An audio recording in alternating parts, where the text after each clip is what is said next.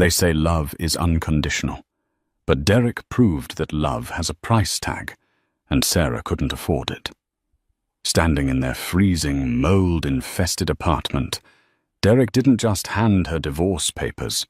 He laughed in her face, mocking her for being dead weight, while he chased a promotion and a younger woman.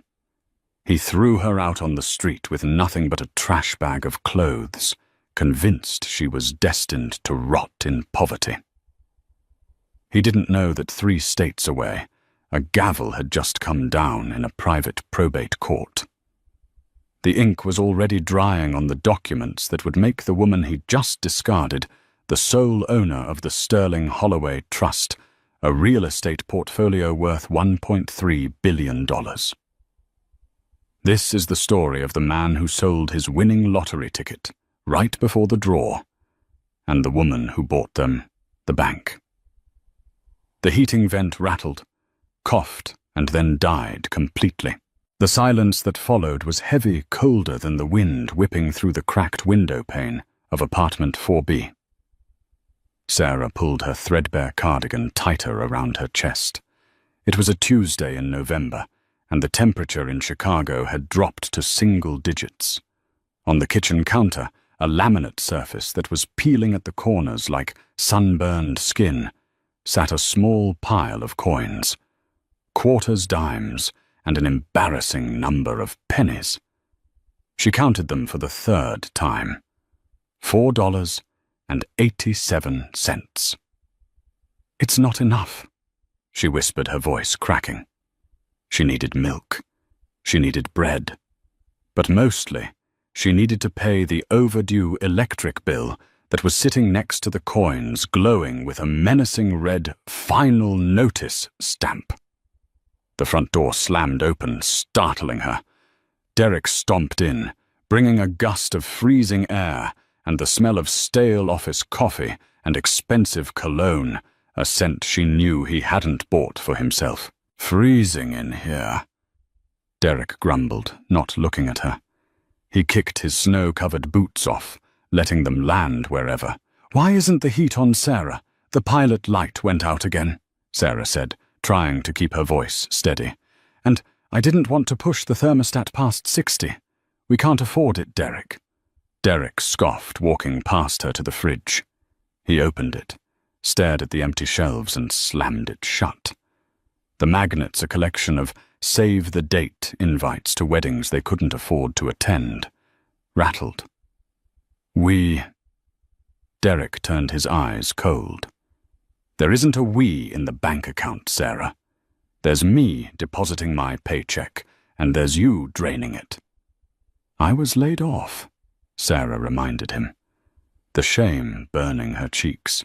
"The library closed. I've applied to 20 places this week alone. I have an interview at the diner on 5th tomorrow." "A diner?" Derek sneered. "My wife a waitress. God, you really have no ambition. Do you? You're just stagnant. While I'm out there clawing my way up at Oak Haven Logistics, trying to impress the VPs, you're here counting pennies." He saw the pile on the counter. He reached out and flicked a stack of quarters. They scattered onto the dirty linoleum floor with a chaotic clatter. Sarah gasped, dropping to her knees to gather them. Every quarter mattered. Every cent was a lifeline. "Look at you," Derek said, his voice dripping with disgust. "Crawling on the floor. It's pathetic." Sarah stopped, a quarter clutched in her hand. She looked up at him. 6 years. They had been married for 6 years. She had supported him while he finished his MBA. She had worked double shifts at the call center so he could take an unpaid internship that led to his current job. She had sacrificed her credit score, her savings, and her dreams of finishing her art degree, all to build a foundation for him. "I am crawling," Sarah said quietly, standing up. "Because I am trying to keep a roof over our heads while you spend $300 on client dinners that show up on the credit card statement as the Sapphire Lounge." The room went silent. Derek's face didn't show guilt. It showed rage. He hated being caught, but he hated being confronted even more. "You checking up on me?" he asked, his voice dangerously low. "I balance the checkbook, Derek. I have to." "Well, you won't have to worry about the checkbook anymore." Derek reached into his leather briefcase, a gift she had bought him 2 Christmases ago by selling her grandmother's locket, and pulled out a thick manila envelope. He tossed it onto the table right on top of the final notice bill. Petition for dissolution of marriage. Sarah felt the blood drain from her face. The cold in the apartment suddenly felt insignificant compared to the chill spreading through her chest. "Derek, I'm done, Sarah. I'm done with the poverty. I'm done with the struggle.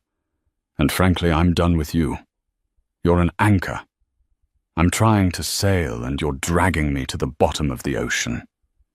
"We promised," she stammered, tears welling up. "For richer or for poorer. We are in the poorer part right now.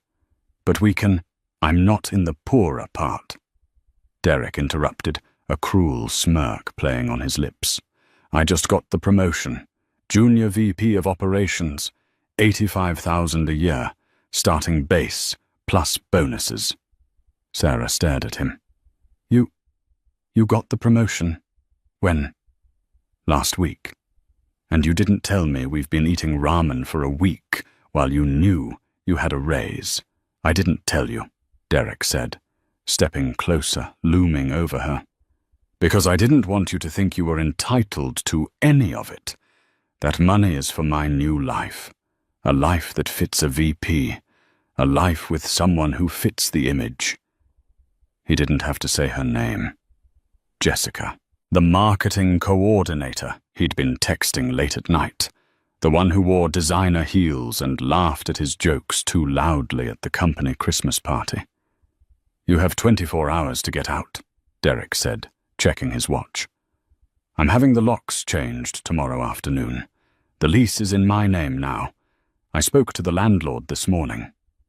"Where am I supposed to go?" Sarah cried, the panic finally setting in. "I have no money, Derek. You can't just throw me out in winter." "Not my problem," he said, grabbing his car keys. "Go to a shelter. Go to your parents. Oh, wait, they're gone. Figure it out, Sarah. You're a survivor, right? Survive somewhere else." He walked out. The door slammed. Sarah stood alone in the freezing apartment, clutching the divorce papers. The man she had given everything to had just declared her a liability. She had less than $5, no job, and nowhere to go. She sank to the floor and wept, unaware that her tears were the last she would ever shed over a lack of money. The next 24 hours were a blur of humiliation and despair. Sarah packed her life into 2 battered suitcases and a heavy-duty trash bag. It was pathetic how little she actually owned. Derek had claimed the TV, the furniture, even the coffee maker. She took her clothes, her sketchbooks, and a small box of keepsakes. She dragged her belongings down the 4 flights of stairs, her breath puffing in the icy air. When she reached the sidewalk, she saw Derek's car pull up. He wasn't alone. Jessica was in the passenger seat, wearing a white faux fur coat and oversized sunglasses. Looking like she belonged in a magazine, not in front of a crumbling apartment complex. Derek rolled down the window. "Keys!" Sarah walked over, her hand trembling. She dropped the keys into his palm. "Did you clean the place?" he asked sharply. "I swept," Sarah whispered. "Good. Don't call me. My lawyer will handle the rest. If you try to contact me at work, I'll file a restraining order." "Bye, sweetie," Jessica chirped from the passenger seat, blowing a mocking kiss. "Good luck with whatever this is." Derek laughed, rolled up the window, and drove off, spraying slush onto Sarah's jeans. She walked. She didn't know where else to go. She walked until her fingers were numb inside her thin gloves. She found a 24-hour laundromat on 8th Street that was warm and smelled of dryer sheets. The attendant, a kind older man named Mr. Henderson, saw her suitcases and didn't say anything. He just pointed to the plastic chairs in the back. "You can stay till morning, miss," he grunted. "Just don't make a mess."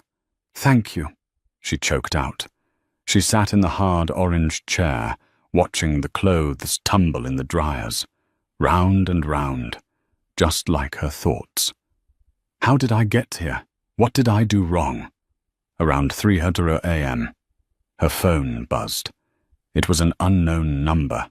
She almost didn't answer it. Bill collectors had been hounding her for weeks, but a strange instinct made her swipe right. "Hello." Her voice was hoarse. "Is this Sarah Elizabeth Hayes, formerly Sarah Sterling?" The voice was deep, authoritative, and distinctly British. "Who is this?" Sarah asked, clutching the phone. "If this is about the credit card debt—" "This is not a debt collection. Mrs. Hayes, my name is Arthur Pembroke.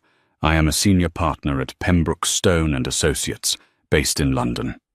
I have been trying to locate you for 3 weeks. It seems your contact information was intentionally obstructed." "Obstructed?" "Yes. We sent several certified letters to your residence, but they were returned as refused." Derek. He must have seen them. He must have thrown them away or sent them back to keep her in the dark. I didn't see them," Sarah said, exhaustion making her slur her words. "Look, Mr. Pembroke, I'm in a laundromat. I'm homeless. I really can't deal with whatever this is right now. Mrs. Hayes, please listen to me. Carefully." Pembroke's voice softened, losing its professional edge for a moment. "I am not asking for money. I am trying to give it to you. Do you know the name Silas Hawthorne?" The name triggered a faint memory. "My mother. She mentioned a Silas once. Her estranged uncle, I think he lived in Europe. She said he was a mean old man who hated the family." "He was a difficult man." "Yes," Pembroke agreed. "He was also a man who possessed a significant amount of property. Silas Hawthorne passed away last month in Zurich. He had no children. His siblings are deceased. He spent the last 10 years of his life investigating his lineage to find a suitable heir who had not, in his words, been corrupted by the rot of greed." Sarah looked around the laundromat. A homeless man was sleeping in the corner. The fluorescent lights buzzed. "Okay," she said dully. "So what?" "He left me a few $1,000s that would really help right now, actually." There was a pause on the line. A heavy, pregnant silence. "Mrs. Hayes," Pembroke said, his voice dropping an octave. "Silas Hawthorne was the majority shareholder of the Hawthorne Blackwood Real Estate Group. He owned 3 skyscrapers in Manhattan, 2 commercial districts in London, a resort in the Maldives, and roughly 40,000 acres of undeveloped land in Montana. The assets have been liquidated and consolidated into a trust." "I don't understand," Sarah whispered. "You are the sole beneficiary," Pembroke said. "After taxes, legal fees, and the charitable deductions mandated by the will, the net value of the inheritance is $1.3 billion US. Sarah dropped the phone. It clattered onto the linoleum floor, the battery cover popping off. Mr. Henderson looked up from his newspaper. "You okay, miss?" She scrambled down, her hands shaking so hard she could barely put the battery back in. She pressed the phone to her ear. "Hello. Hello."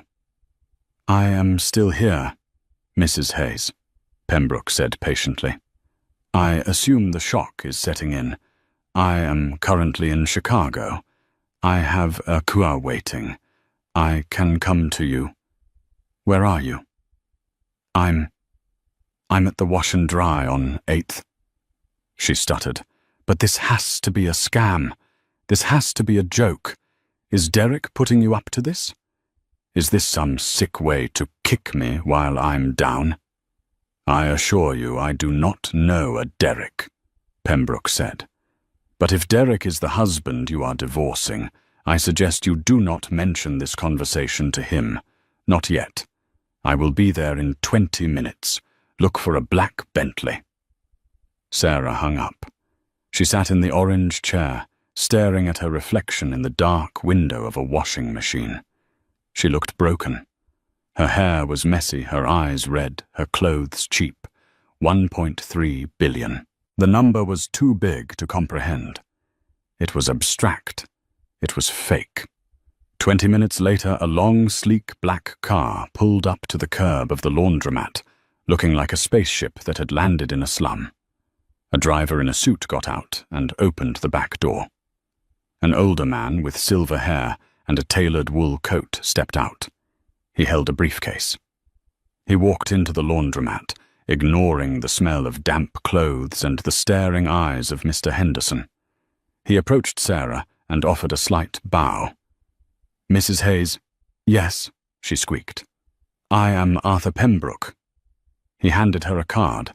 It was heavy cream-colored cardstock with gold embossing. "We have a lot of paperwork to sign, but first I believe we should get you out of here. I have taken the liberty of booking the presidential suite at the Langham Hotel. It has a fireplace and room service." Sarah stood up. She grabbed her trash bag of clothes. Pembroke gently took it from her hand. "Allow me," he said. Or better yet, he looked at the bag with distaste. "Perhaps we leave this here. You won't be needing these clothes anymore." Sarah looked at the bag that contained the jeans she had worn when Derek told her she was worthless. "No," Sarah said, her voice suddenly finding a steel core she didn't know she had. "Keep the bag. I want to remember." Pembroke smiled a genuine, shark-like grin. "Excellent answer. Now shall we go?" As Sarah stepped into the heated leather interior of the Bentley, her phone buzzed again. It was a text from Derek. "Derek. Found a box of your old art supplies in the closet. Threw them in the dumpster. Don't come digging for them." Sarah looked at the message. Then she looked at Pembroke, who was opening a bottle of sparkling water for her. "Mr. Pembroke," she said. "Yes, my dear. Does this inheritance, does it give me power?" Pembroke paused. "Mrs. Hayes, with this kind of capital, you don't just have power. You alter gravity. You can move mountains. Or more specifically, you can buy the mountain and evict everyone living on it." Sarah typed a reply to Derek. "Sarah. Thanks for letting me know. Enjoy the apartment." She hit send, turned off her phone, and watched the city streets blur by. The game had changed, and Derek Sterling had no idea he was playing against the house. The presidential suite at the Langham was larger than the entire apartment complex Sarah had just been evicted from.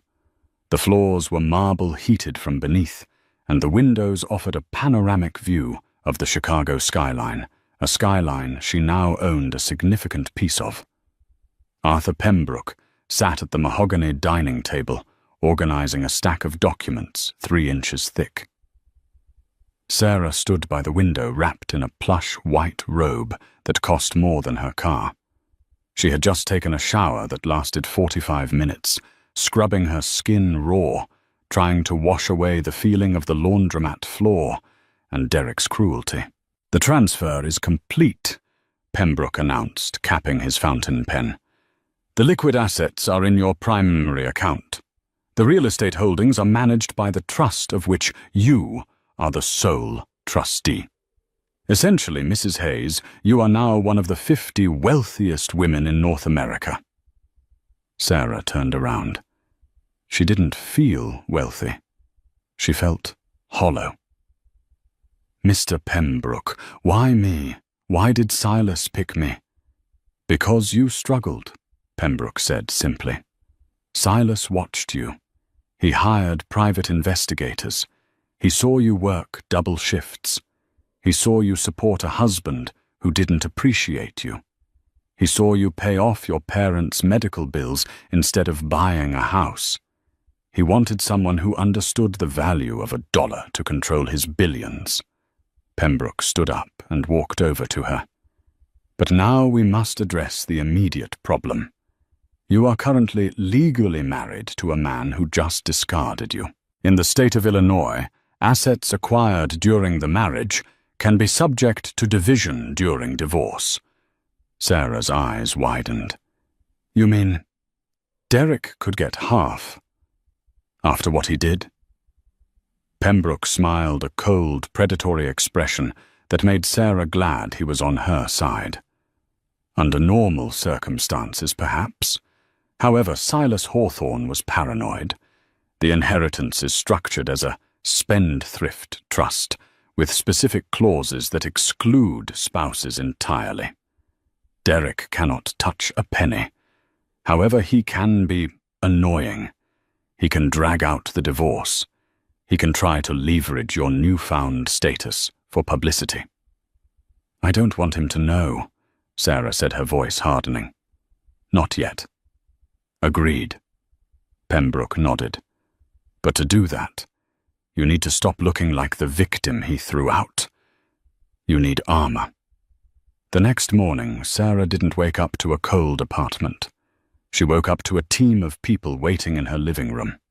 Pembroke had hired the best image consultants in the city. There was Chloe, a stylist who had dressed A-list celebrities for the Met Gala. Henri, a hair artist who charged $1,000 for a trim.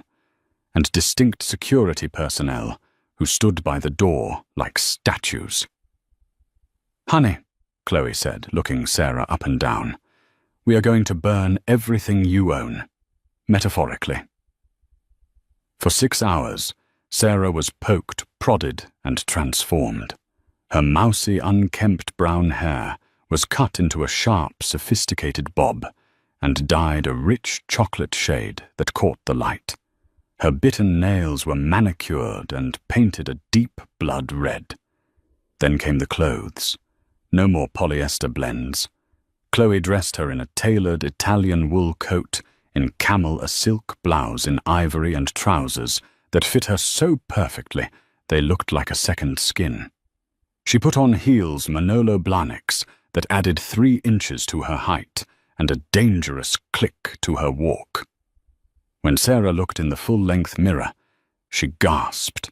The woman staring back wasn't the Sarah who counted pennies for milk. This woman looked formidable. She looked like she could fire you just by blinking. How do you feel? Pembroke asked, stepping into the room. I feel... Sarah touched the pearl necklace at her throat. I feel like I'm wearing a costume. It is a costume, Pembroke corrected. It is the costume of power. And now that you are dressed for the part, we have business to attend to. Do you know who owns the building where Oakhaven Logistics rents their office space? Sarah frowned. No.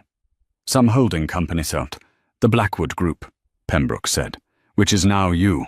You are Derek's landlord, and I believe the lease for Oakhaven Logistics is up for renewal next month. They are desperate to renew. They need more space. They are hosting a strategic partnership gala tonight to woo potential investors. Sarah looked at Pembroke. Is Derek going to be there? He is the new junior VP of operations. He will be leading the presentation. A slow smile spread across Sarah's face. It wasn't a nice smile. It was the smile of a woman holding a royal flush. Get the car, Arthur. I think I'd like to inspect my property. The Grand Illusions Ballroom was dripping with crystal and gold. It was the kind of venue Derek had always dreamed of belonging to. He stood near the bar, swirling a glass of scotch, feeling the fabric of his new suit. It was a cheap suit compared to what the CEO, Roger Caldwell, was wearing. But Derek felt like a king. You look tense, babe, Jessica purred, sliding her arm through his.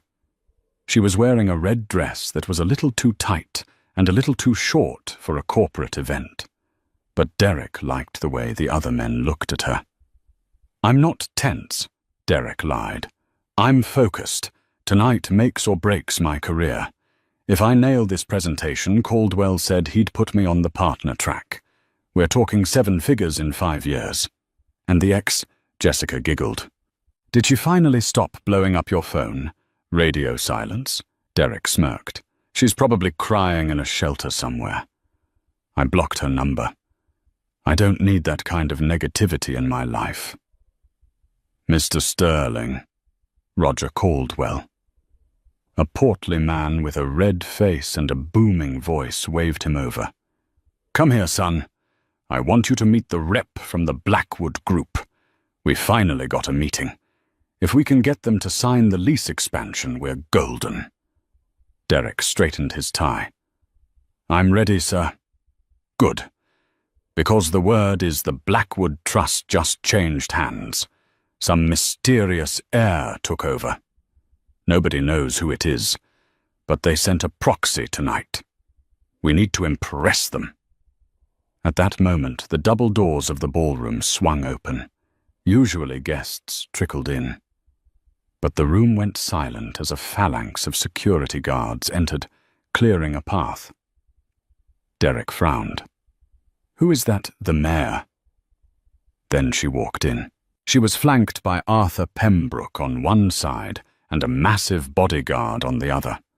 She wore a coat that looked like it cost more than Derek's car, draped over her shoulders.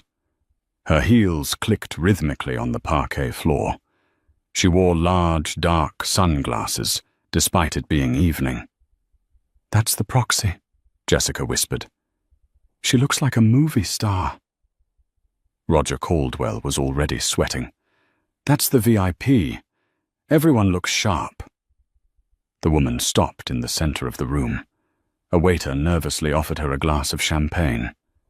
She ignored him. Pembroke leaned in and whispered something to her. She nodded and slowly removed her sunglasses. Derek dropped his glass. It shattered, splashing scotch onto his shoes and Jessica's dress. "What the hell?" Jessica shrieked, jumping back. But Derek didn't hear her. He was staring at the woman across the room. The chocolate hair was different. The makeup was different. The clothes were from a different universe. But he knew those eyes. "Sarah," he whispered. "What did you say?" Caldwell hissed at him. "Clean that up, Sterling." Sarah's eyes scanned the room, bypassing the waiters and the executives, until they locked onto Derek. She didn't look angry. She didn't look sad. She looked bored. She began to walk toward them. The crowd parted like the Red Sea. Roger Caldwell stepped forward, his hand extended, sweating profusely. "Madam." "Welcome. I am Roger Caldwell, CEO of Oakhaven. We are so honored that the Blackwood Group could—" Sarah walked right past him. She stopped 3 feet from Derek. The room was deadly silent. Everyone was watching. "Hello, Derek," she said. Her voice was smooth, cultured, and devoid of the nervous tremor he was used to. Derek's mouth opened and closed like a fish. "Sarah, what are you doing here? How did you get in? Look if you're here to cause a scene because of the divorce." He lowered his voice to a menacing whisper. "I told you to get lost. You're embarrassing me." Sarah laughed. It was a light, airy sound that chilled his blood. "Embarrassing you, Derek? You're wearing a polyester blend tie to a black tie event. You're doing a fine job of embarrassing yourself." Jessica stepped forward, her hands on her hips. "Excuse me. Who do you think you are? You're the homeless ex-wife. Did you sneak in through the kitchen?" Sarah didn't even look at Jessica. She turned to Arthur Pembroke. Arthur, who is this? I believe this is the marketing assistant Mr. Sterling has been fraternizing with, Pembroke said loudly enough for the board of directors to hear. Roger Caldwell looked between them, confusion turning to horror. Madam, do you know my junior VP? Sarah turned to Caldwell. Know him, Mr. Caldwell? I supported him for 6 years. I paid for his MBA. I ironed his shirts. And yesterday he threw me out on the street with $5 to my name so he could bring his mistress into my home. Gasps rippled through the room. The wives of the board members covered their mouths. That's a lie, Derek shouted, his face turning purple. She's crazy. She's a stalker. Security. Get her out of here. 2 security guards from the venue stepped forward, unsure of what to do. Touch me, Sarah said calmly, and you will be unemployed before you hit the floor. Pembroke stepped forward, handing a business card to Roger Caldwell. Mr. Caldwell, allow me to introduce my client. This is Sarah Elizabeth Hawthorne Sterling. She is the sole beneficiary of the Hawthorne estate, which means she owns the Blackwood Group. Caldwell looked at the card, then at Sarah, then at the ceiling as if praying for deliverance. You own the building. I own the building, Sarah confirmed. I own the parking garage. I own the land this hotel sits on. And I am currently reviewing the lease renewal for Oakhaven Logistics. Derek felt the room spinning. The Hawthorne estate. The billions. Sarah. The woman who clipped coupons. Sarah. Derek stammered, his tone instantly changing from aggression to a pathetic attempt at charm. Baby, wait. Is this real? Why didn't you tell me? I didn't know until you kicked me out, Sarah said. It seems karma has a sense of humor, Derek. But we're married, Derek said, his eyes lighting up with greed. Sarah, look.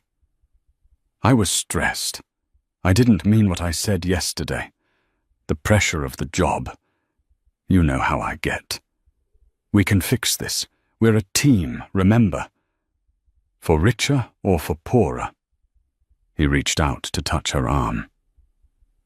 Sarah's bodyguard intercepted Derek's hand, twisting it slightly, forcing Derek to his knees with a pained yelp. Don't touch the merchandise, the bodyguard growled. Sarah looked down at Derek, kneeling on the stained carpet in his cheap suit. We aren't a team, Derek, she said, her voice echoing in the silent ballroom. You filed the petition. You wanted a divorce. I'm just here to make sure you get exactly what you asked for. She turned to Roger Caldwell, who was looking at Derek with pure loathing.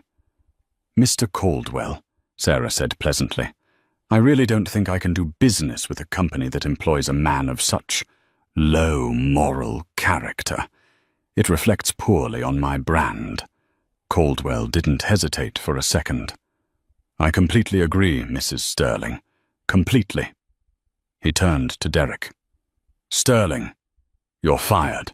Get your things and get Ulshaw out. Now, you can't fire me, Derek screamed, scrambling up. I'm the VP. I have the presentation. You have nothing. Caldwell roared. Get out before I have you arrested for trespassing. Derek looked at Sarah, pleading with his eyes. Sarah, please. My job. My insurance. You can't let them do this. Sarah checked her diamond watch. Actually, I can. I have a dinner reservation at Nobu. Arthur, shall we? She turned on her heel and walked away.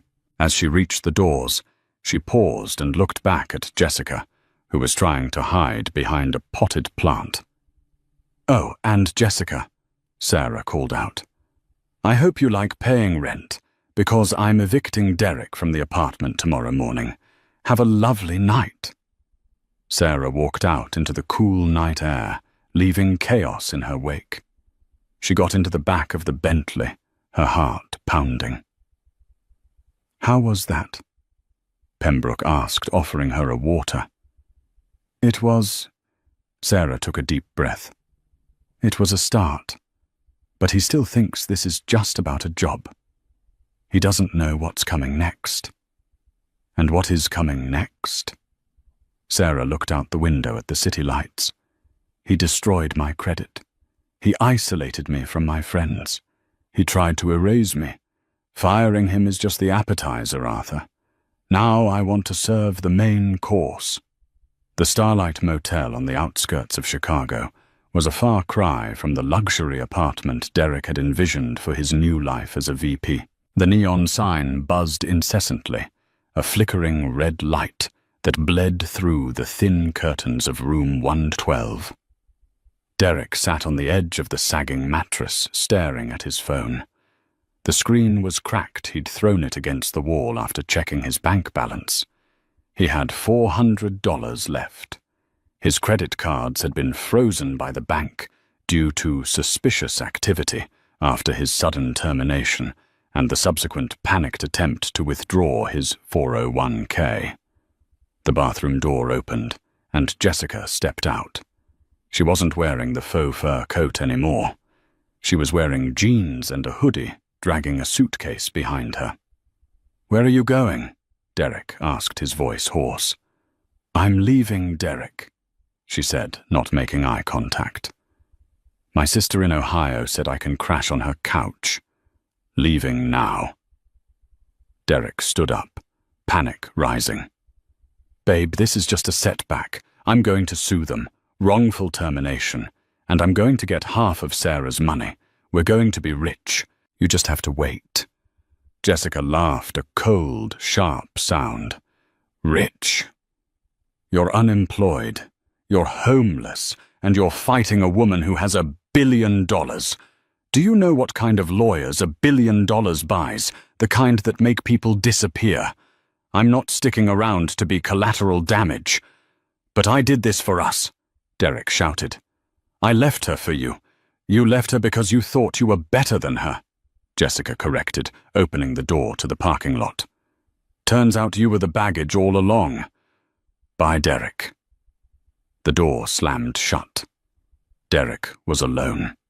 He paced the small room, his mind racing. Rage began to replace the fear. Sarah. This was all Sarah's fault. She had tricked him. She had humiliated him. She had hidden a fortune just to spite him. He grabbed his phone and dialed a number he had found on a billboard on the highway. Gavin Cross, attorney at law. "We fight for the little guy." "Cross here," a greasy voice answered. "Mr. Cross," Derek said, his voice trembling with manic energy. "My name is Derek Sterling. I'm going through a divorce. My wife just inherited $1.3 billion, and she's trying to cut me out. I want to sue her for everything she has." There was a pause on the line, then the sound of a lighter clicking. "Come to my office," Cross said. "The consultation is free. But if she's really worth that much, we aren't just going to sue her son. We're going to destroy her reputation until she pays us to stop." 2 days later, the story broke. Derek didn't have the money for a court battle, so he chose the court of public opinion. He went on The Daily Scoop, a trashy podcast with millions of listeners. "She played me," Derek said into the microphone, forcing a tear to roll down his cheek. "I supported her for years. I paid for her food, her clothes. She was depressed, she wouldn't work. And the whole time she knew.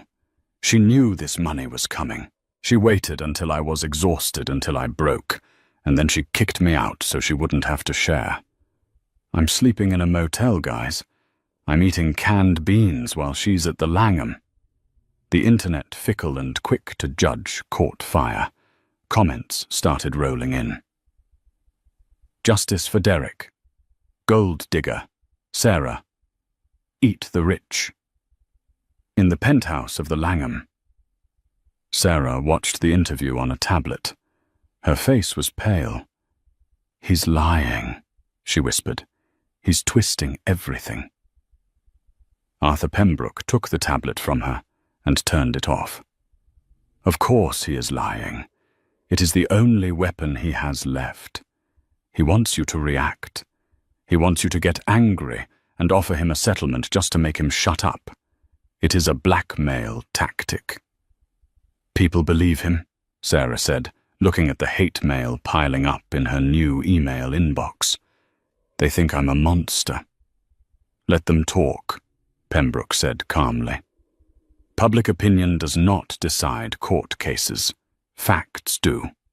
And Mr. Cross's lawyer has made a fatal error. What error? He filed a motion claiming equitable distribution based on fraudulent concealment, Pembroke said, opening a file. They are claiming you knew about the inheritance before the separation. We can prove you didn't. But more importantly, by filing that motion, they have opened up the discovery phase. Pembroke smiled, and the shark was back. They want to look at your finances, fine. But the law says discovery goes both ways.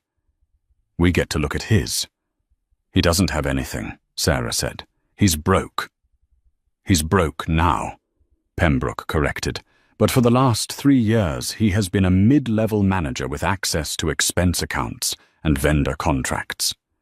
And I have a team of forensic accountants who have been going through the Oakhaven books since you bought the building.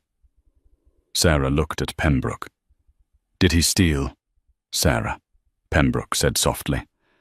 Men like Derek always think they are smarter than the system. We didn't just find theft. We found a felony. Marts. The mediation was scheduled for a rainy Thursday.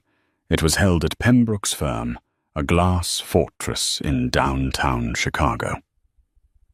Derek arrived wearing a new suit.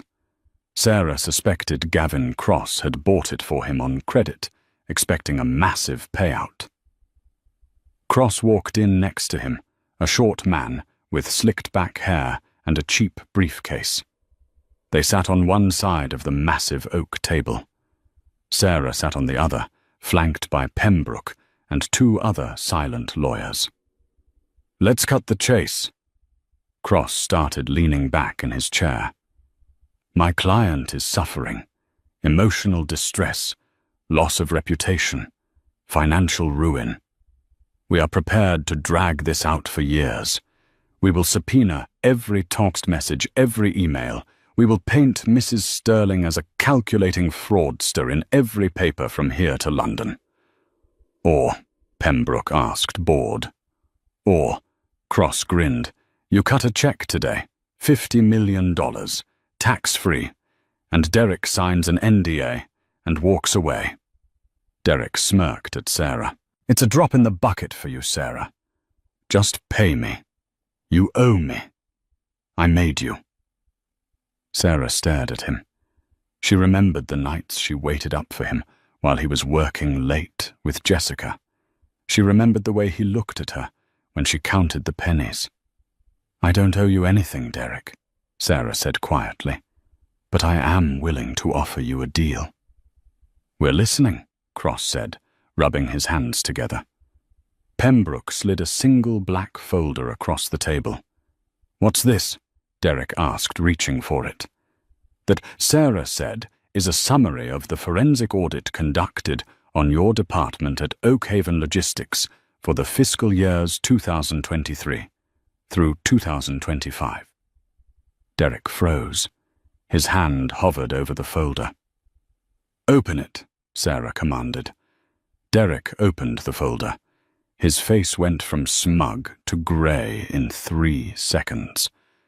You created 3 shell companies. Pembroke explained, his voice sounding like a judge reading a death sentence. Vanguard Supplies, J&D Consulting and Blue Water Logistics. You approved invoices from these companies for services that were never rendered. Then you routed the payments into a private offshore account in the Caymans. This is fabricated, Derek stammered, sweat beading on his forehead. It is not, Pembroke continued. We have the bank transfer records. We have the IP addresses used to set up the shell companies traced back to your home Wi-Fi, the Wi-Fi Sarah paid for. Pembroke leaned forward. The total amount embezzled is $420,000. That is grand larceny. It is also wire fraud in the state of Illinois that carries a sentence of up to 15 years in prison. Gavin Cross looked at the documents, then at his client. He physically moved his chair away from Derek. "You didn't tell me this," Cross hissed. "I didn't. I meant to pay it back," Derek cried, looking at Sarah. "Sarah, please. It was just a loan. I was going to put it back once I got the VP bonus." "But you didn't," Sarah said. "You spent it. You spent it on dinners. You spent it on the car. You spent it on her." "Sarah, please," Derek begged, sliding out of his chair to his knees, a familiar position for him lately. "Don't turn this in. If you give this to the police, my life is over. I'll go to jail."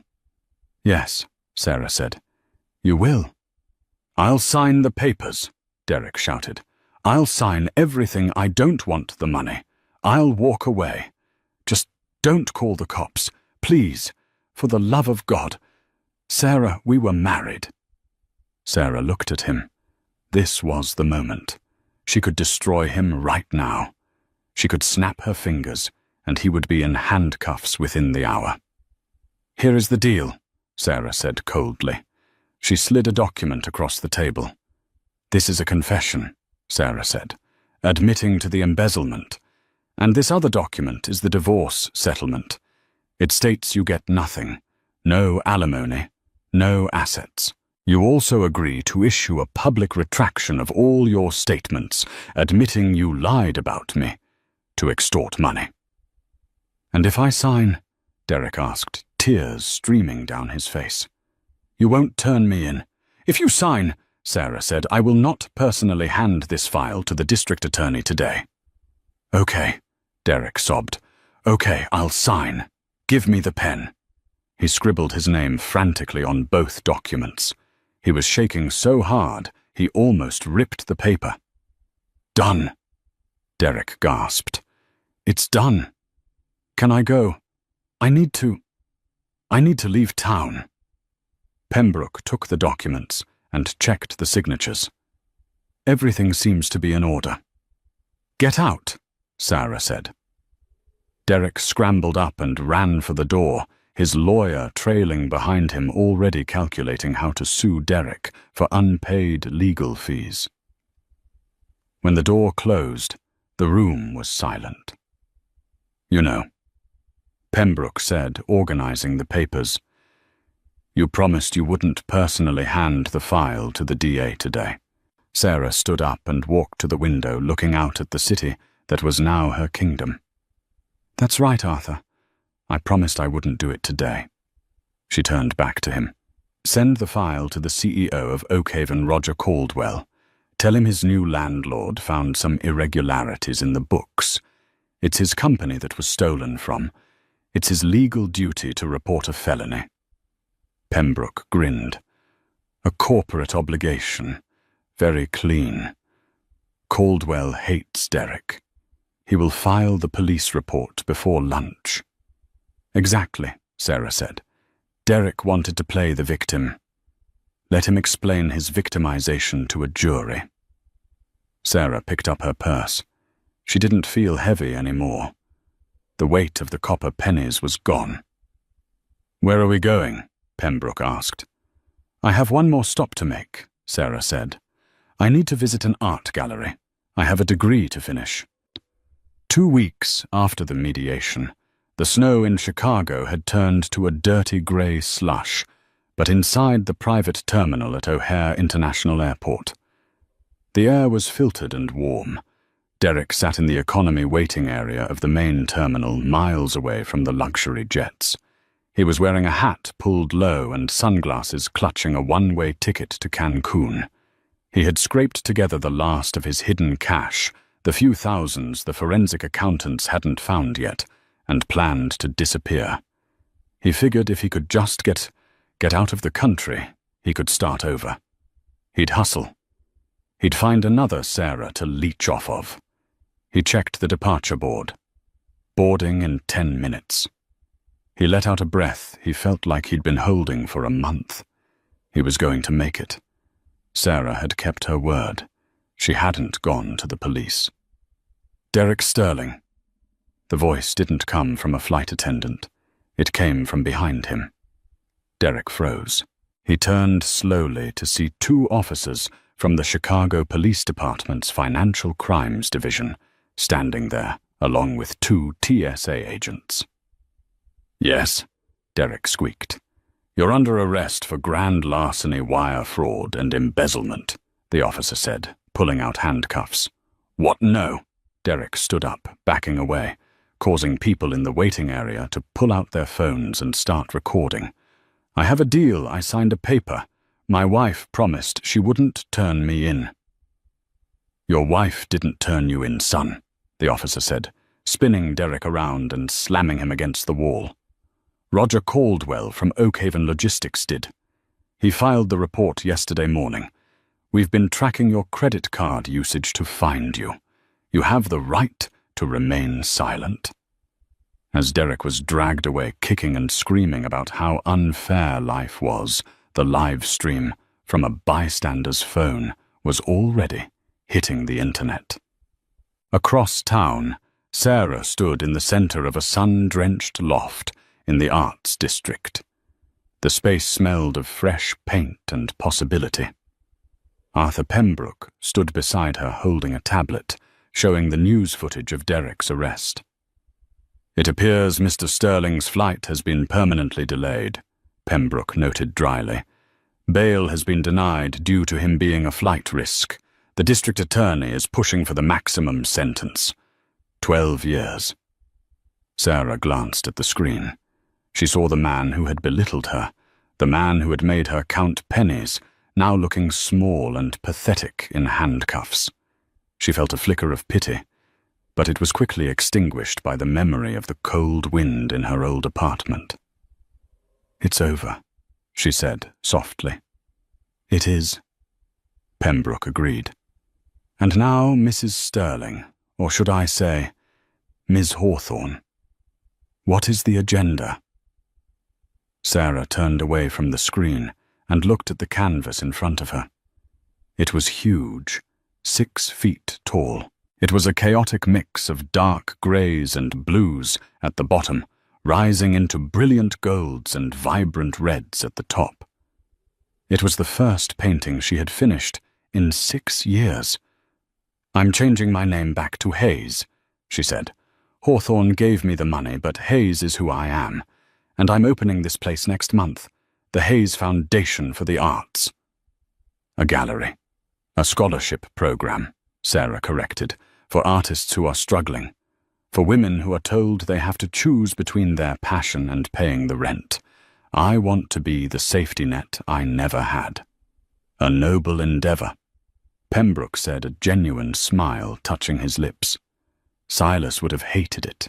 He hated artists, which means it is the perfect use of his money." Sarah laughed. It was a real laugh full of joy and lightness. "Arthur, yes, Sarah. Thank you for finding me in the laundromat."